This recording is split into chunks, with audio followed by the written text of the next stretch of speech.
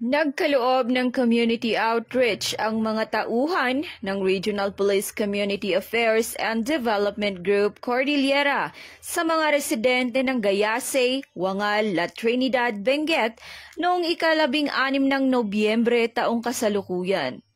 Ang isinagawang community outreach ay pinamagatang Light a Village na naglalayong magbigay ng pag-asa, pagkakaisa at malasakit sa kapwa.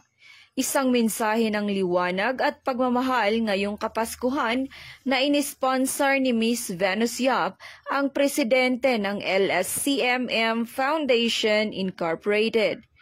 Katuwang ang Regional Police Community Affairs and Development Unit Cordillera sa pamumuno ni Police Colonel Luisito B. Meris at ang Regional Mobile Force Battalion 15, matagumpay na naisakatuparan ang programang ito.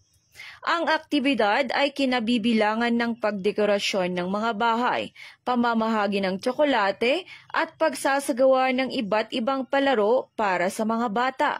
Naghanda rin ng masaganang tanghalian para sa lahat ng kalahok na nagbigay daan sa masayang kwentuhan at pagbabahagian ng karanasan. Lubos ang pasasalamat ng mga residente dahil ito ang kauna-unahang pagkakataon na may isinagawang outreach program sa kanilang barangay. Binigyang diin nila ang kahalagahan ng pagkakaisa at pagtutulungan sa ganitong mga gawain.